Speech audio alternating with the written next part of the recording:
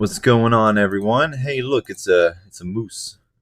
It's CBOE 2021-045, order granting accelerated approval of a proposed rule change to amend Rule 13.15, which governs the exchange's minor rule violation plan. Ooh.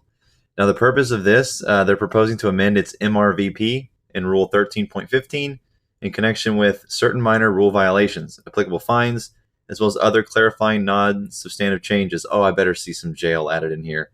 Rule 13.15 provides for a disposition of specific violations through assessment of fines in lieu of conducting a formal disciplinary proceeding.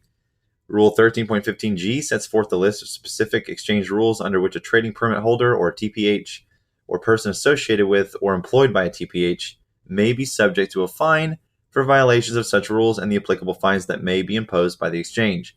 Specifically, the proposed rule change amends Rule 13.15G by, number 1, eliminating certain rule violations that the exchange no longer believes to be minor in nature, updating the fine schedule applicable to minor rule violations related to a market maker's failure to meet exchange's quoting obligations, and 3, make other non-substantive changes. So first, they plan to remove the following rule violation and applicable fines from Rule 13.15. G4, which currently imposes certain fines for failure to submit trade information on time and failure to submit trade information to the price reporter. They're going to change up Rule 13.15, which currently imposes certain fines for failure to honor the firm quote requirements of Rule 5.52 and 5.59, firm disseminated market quotes, to honor the priority of marketable priority customer orders pursuant to Rules 5.32. Stupid alarm. Rule 13.15G7, which currently imposes certain fines for any individual trading permit holder who fails for more than 5% of the trading permit holder's transactions in any month to submit on the date that a transaction is executed. G10 imposes certain fines for violations regarding through trade-through violations. So if you want to pause the video and read the rest of these, go ahead. The exchange no longer believes violations of the above listed rules to be minor in nature and therefore proposes to remove them from the list of rules in 13.15G, eligible for a minor rule fine disposition.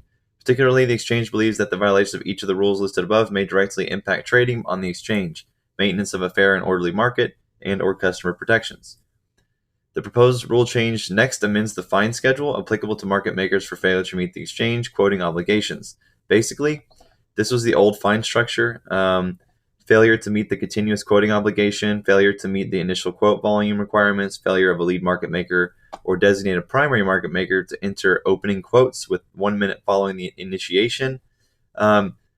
Basically, the current fine schedule is between $2,000 and $4,000. Okay, so what they're going to do is they're going to, and they believe it's appropriate to remove the range of fines imposed for first and subsequent offenses, and instead apply a letter of caution for a first offense. A letter of caution is just as good as $2,000. A specified fine amount for a second and third offense, and a formal disciplinary proceeding for subsequent offenses. Great. So you allow them 2 free passes, and then this has to all be done in a 24-month period. So I don't understand. It's like, hey, you can manipulate as long as you do it within these time frames. Basically, they claim it provides that members and persons associated with members shall be appropriately disciplined for violation of the provisions of the rules of the exchange by expulsion, suspension, limitation of activities, functions, and operations, fine, censure, being suspended or barred from being associated with a member, or any other fitting sanction. How about jail, you dumbasses? Jesus Christ. Anyways, that's basically it. They're just changing some fine structure regarding disciplinary action to make it look like they're going to do something in the event of manipulation or fraud. Nope, just rearranging the words to allow them to continue doing what they're doing, basically, is what it looks like. So, holding.